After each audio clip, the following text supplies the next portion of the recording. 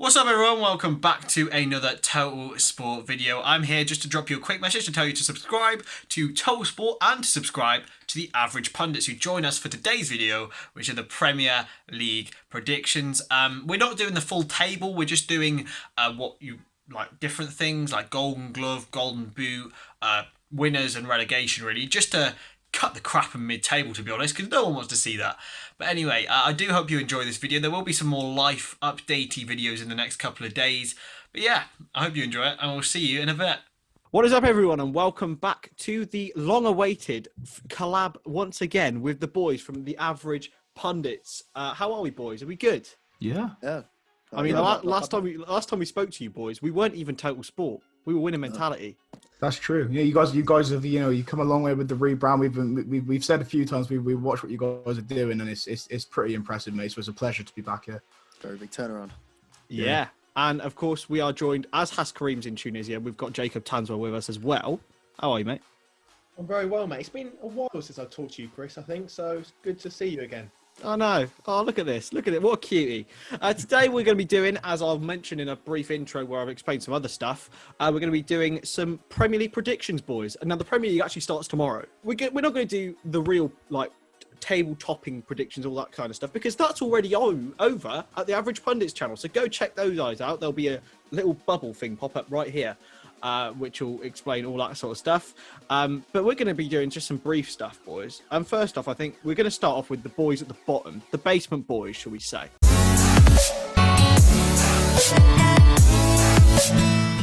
Well, this time around, Southampton won't be anywhere near it. So it's going to be Fulham, West Brom, and I'm going to go Aston Villa. I know Aston Villa have spent 33 million on Ollie Watkins. Disclaimer, I'm also going to mention him in the next category.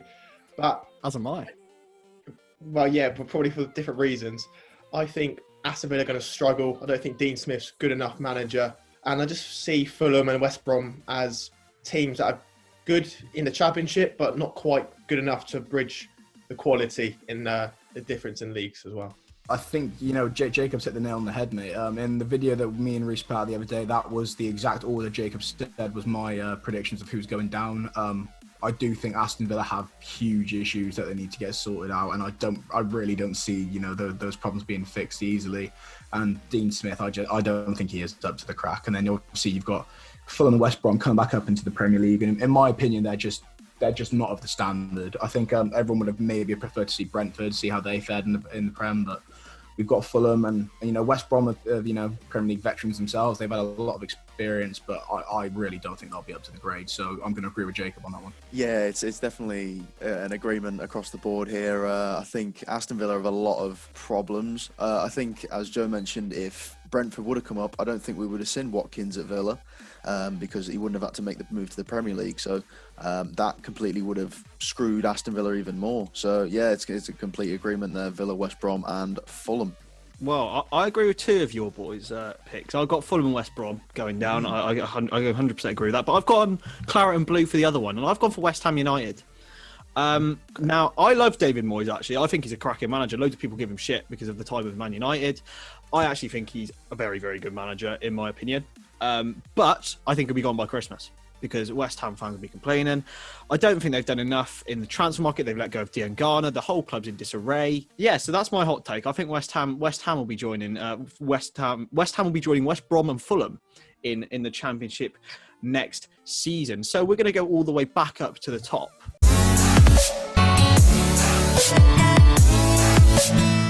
Fourth to first, based on the predictions we made the other day. Fourth place, I'm slotting my boys, United. I'd love to sit here and tell you that we're going to storm it, but I still think, it's a couple of years off that yet. But I think we'll go comfortably fourth, in my opinion. A couple more signings to come in.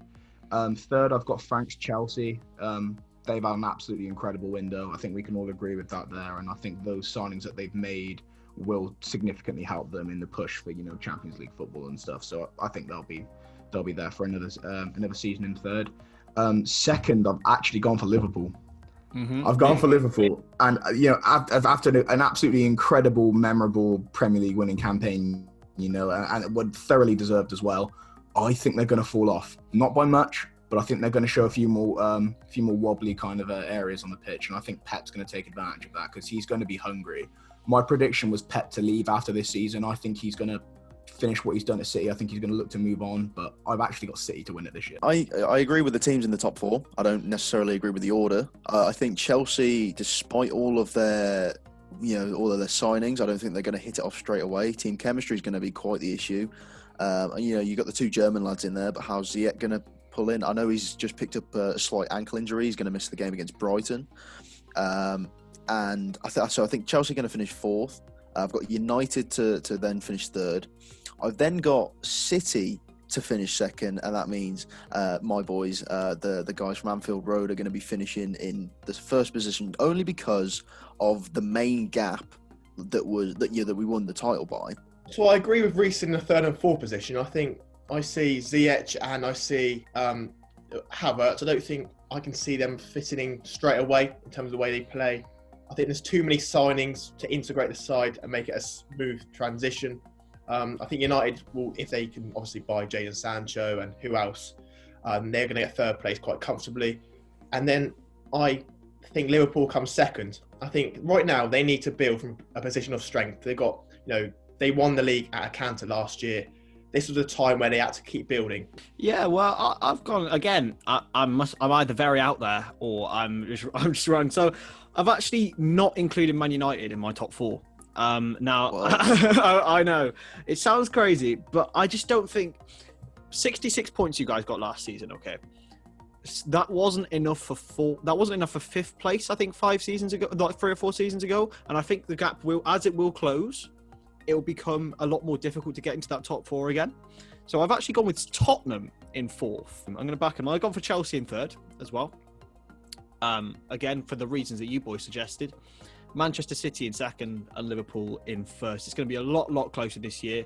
I'm saying the title win in total is going to be under 90 points, I think. Just because of the way everyone's going to smudge together more than it was before. But yeah, there we go. Shall I start this off now then? Because I'll get a little bit of a segue into the surprise package team.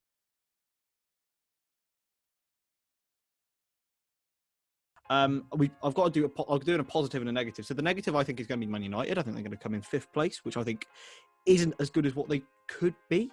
And I'm going to go with Southampton as the positive one. See, exactly. I think Southampton are going to finish in the top half this season.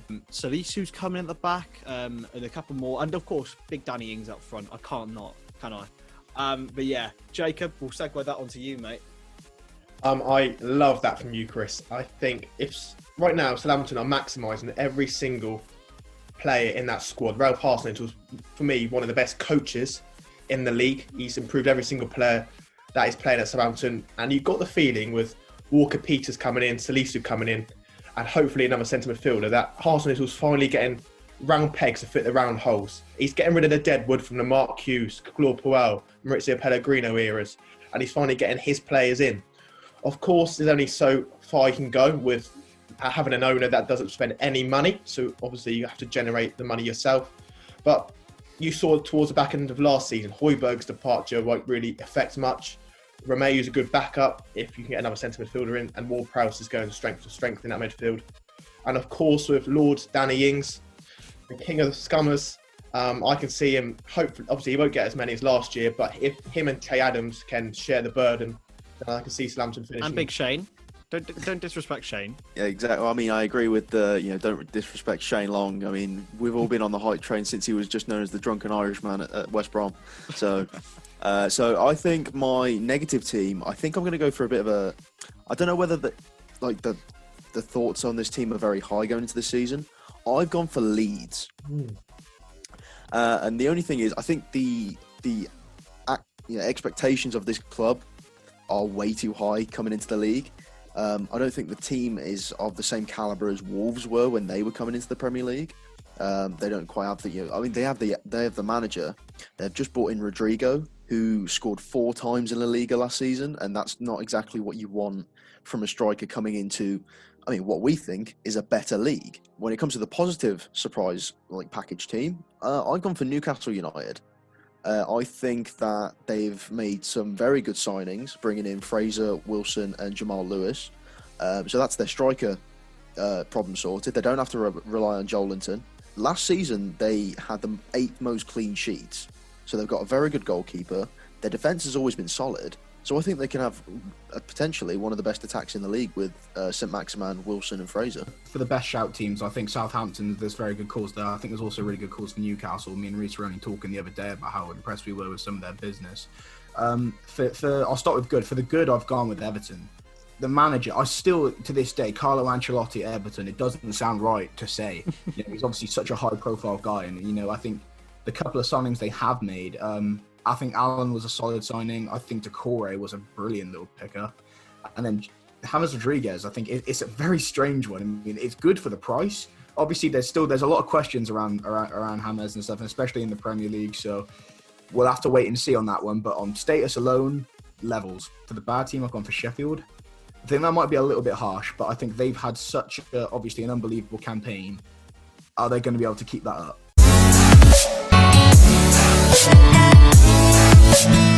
This one was quite difficult because there's been quite a few good signings depending on different teams, like what they need. I'm thinking in terms of a certain team's goals and like their problems with a number 9 over the past years since a certain better striker left, a couple of years ago. I've gone with Timo Werner. Not your stereotypical Chelsea striker. He's very fast, he's very agile, and he's going to be getting behind the defences quite a bit in this season, so he's definitely one to watch. I'm going to stick with Chelsea, but I'm going to go at the other end of the pitch. I'm going to go Thiago Silva. It's obviously a short-term thing, but I see they've got an abundance of centre-backs, Tomori, Rudiger, Christensen, Zuma, and they're just looking for that experienced player in there. I think the other 4 I mentioned have all got the physical capabilities. They're all quicker than Thiago Silva, but I just feel they need an old head at the back with Azpilicueta, because they conceded so many from corners last year, if I remember. And I just feel Thiago Silva can be that commanding, dominant player in it. I'm agreeing with Reece. 50 million for Timo Werner. I think, you're looking at one of the best strikers currently on the planet, the most prolific strikers, and playing in a top league in Germany as well. Obviously, we're yet to see what he's like in the Prem, so it could all change, you never know. But I think for 50 million, I think they stole him under the noses of a lot of top clubs. I'm going to go down the other end of the table, actually. I'm going to go with Ollie Watkins. Now, a lot of people are questioning the price tag here, 30 million quid. Is he worth it? Is he not? Genuinely, I think he is going to be Aston Villa's saviour this season. From what I watched, about 15 to 20 games of him last season, his movement is exceptional. He comes in from the left, in from the right. He can play through the centre. He's so versatile. And I think alongside the likes of El Ghazi, Trezeguet, he just brings a lot of versatility to their team. And I think he is the deciding factor between Aston Villa staying up and going down. And I think he will keep them up.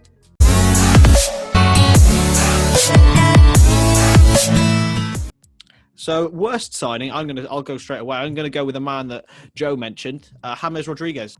He'll do some things some weeks, but he won't bring overall consistency to the team. I just don't think he's going to be doing too much. For this one, I'm pretty confident with this one. I've gone for Willian at Arsenal. Oh, of course, I forgot about that.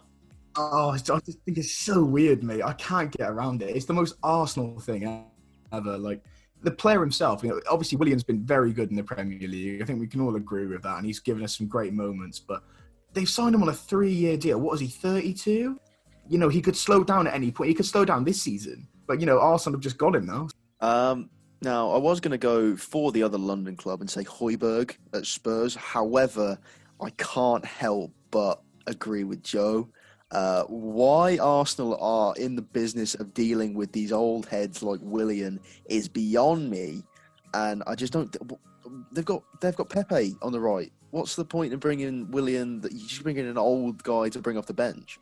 There's no point in that, I don't think, for me anyway. So yeah, Willian, definitely a strange one for Arsenal. Well, I was going to go Højbjerg, but I thought obviously my Southampton bias, you could see that. But if you're relying on a centre midfielder or a holding midfielder, and that to be Pierre-Emile Højbjerg, and to try and get in the top 4, then good luck, because he's not a holding midfielder. But I'm going to go for Ollie Watkins, Chris.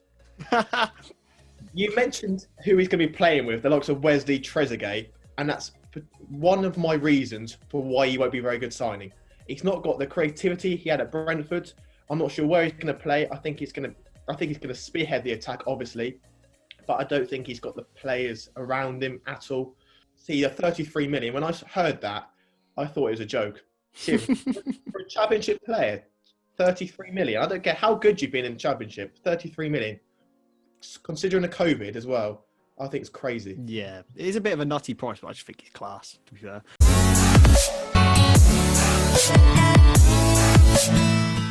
Unsurprisingly, I'm going to go for a Southampton player, and I'm going to go Che Adams. Ever since that goal against Man City, he's looked a different player. He's looked sharp. Against Sheffield United, the last game of the season, he bullied a back five, which notoriously is quite hard to bully. And I just feel with him and Danny Ings, I think they're building up a partnership. The more they play with each other, the better they'll get. And I see Che Adams really sharing the burden of the goals with Danny Ings. This was tough. I had shouts in there for Miguel Almiron from Newcastle. I had shouts for Dama Traore at Wolves, but I've stuck with my home club. I've gone for Anthony Martial.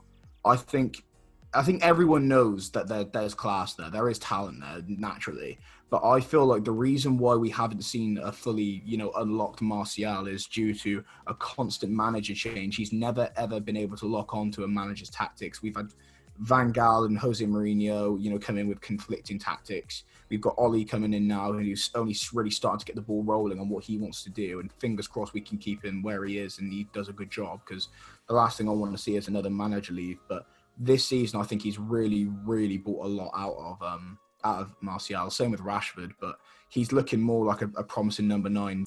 I have also gone down the Manchester United route. You said based off last season, going into this season, I think we're going to have a full season of him. He only played 16 games last year. I'm going for Paul Pogba. In that midfield three with the big Donny van der Beek and Bruno Fernandes, I think we're going to see a new lease of life in Paul Pogba. And I think that midfield three for United is going to be quite something when we watch them next year. I'm going with the samurai himself, Mr. Takumi Minamino. Now, I think last season he wasn't really at his peak. He hadn't really settled in. He didn't know English, but he used the entire lockdown period to really settle into the club, get to know the players. And obviously now, you've seen in pre-season how much he's improved. I just think he gives us a new dimension. You can go to 4-2-3-1. He can play on the right. He can play on the left. He can play in the 8. He can play in the 9. He's everywhere, mate. And honestly, I'm going 20-plus goals or assists for Takumi Minamino this season in all competitions.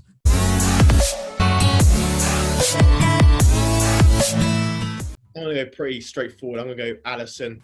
See, it's always going to be between the two big Brazilians, the two biggest clubs in the Premier League. I've gone with the other one. I've gone with Ederson, just because I think that Man City have something to prove. I think Ake is better than just sticking Fernandinho in centre back like they were doing last season. So I think Ederson has a good chance of doing it, but it could genuinely go either way to him or Alisson. Yeah, I'm just going to throw in. I've gone Alisson as well. What have you gone for, Joe? Yeah, it's 3 Alissons, mate. He's a great keeper. I think for me, he's probably the second best in the world at the moment. I think just behind Jan Black. But I think he's a hell of a player, and yeah, I think if Man City are going to win the league, I think he's going to get the Golden Glove for the rivals. So I'm going to go with Alisson.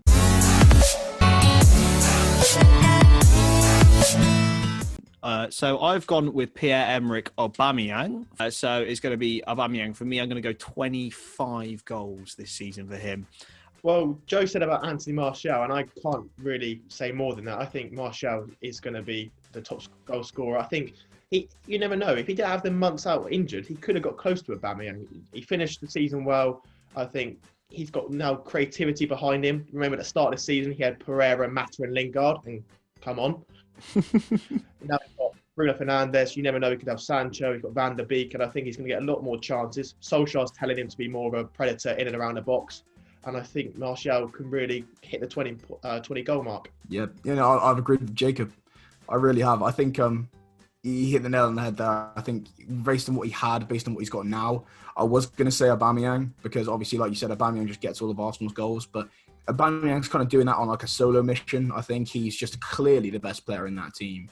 Whereas I think United, at the moment now, we're building a team of good caliber players. So I think with the talent around him, I think Martial could well do it this season. I'm going to have to agree with you, Chris. I'm going to go for big super Aubameyang.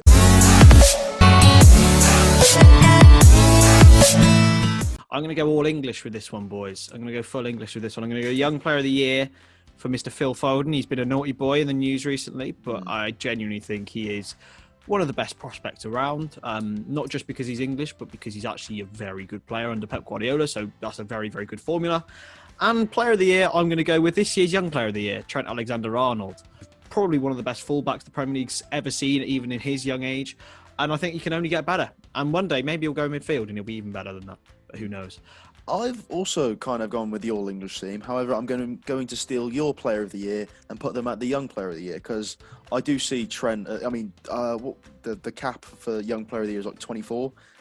I can't see him not winning the Young Player of the Year anytime soon until he hits 24. So, Trent is unbelievable. Player of the Year, I've gone for someone that I don't like. I think they have a lot of room to improve, and this was one of my other shouts for the most improved player. I'm gonna go for quite a surprising one here, Raheem Sterling. I just think that he has a lot to offer. He gets in all the right positions. I think he just needs to work on his composure a bit. Again, I've got Trent in there as well, but I've got Trent as my young player. I think whilst, he still occupies that right back position, I think he's got good competition at right back. I think there's quite a few other players around in the league which are good, but as a player, his vision is absolutely ridiculous. And like you said, if we can see him move into the midfield one day, God only knows what he can do with his career. So hopefully we see that at some point. But I think he's going to be my young player. And for player of the season, I've gone KDB. De Bruyne again. I think as long as he breathes, he's the best midfielder on the planet at the moment. He is absolutely ridiculous and, absolutely invaluable to City as well. What an absolute generational talent. If this ban had stayed for City and he threw his toys out the pram and said, look, I want off, I want to go, I think we would have seen a massive slump to City's form. I know there are a couple of injury problems with him every now and again, but whenever he comes back, he'll come back from an injury and then he'll be playing like he never left at all. So I'm really confident with that one. I think KDB will sweep it again. I was going to go for Trent as the Young Player of the Year, but obviously you guys have all said that. So I'm going to change and I'm going to go for Phil Foden's mate, Mason Greenwood. 18 years old, but he looks like he's played for 3-4 years. He looks, even when he scores, he doesn't really celebrate too much. He knows he's good. He's the best finisher at the club, as Ole Gunnar Solskjaer said. And even if he doesn't play as much, with Sancho maybe incoming, he's still going to get goals. Player of the Year, I'm going to go for another Man United player. I'm going to go for Bruno Fernandes. There was an argument that Bruno Fernandes could have been Player of the Year last season, but obviously he only came in January. But this season, he's got a full year behind him. He's going to have Pogba back to full fitness. He's got Van der Beek in there as well. Martial's growing. He's going to get more assists, more goals that are not going to be from the penalty spot either. So I'm going to... There we go. Well, there we go. Bruno Fernandes himself is going to win the Player of the Year according to Jacob. But anyway, it's been a pleasure having the Average Pundits boys on. I was about to say winning mentality then. Blimey. Got a massive flashback on TotalSport. Where can we find you on socials and stuff like that, boys? With our socials, you can find us on Twitter at Pundits Average. You can find us on Instagram at The Average Pundits. You can find us on YouTube. And anywhere you get your streaming services, Spotify and Apple Music, Google Podcasts, you can find us pretty much everywhere. Yeah, go find them, boys. Go give them a follow, go give them a subscribe. I'm sure they'll get their 100 subscriber target. Definitely not by the end of the year. They'll get it done by November, I'm calling. If you lot are watching, please go and subscribe to The Average Pundits. They do some great content. And thank you very much for watching. And we will see you next time.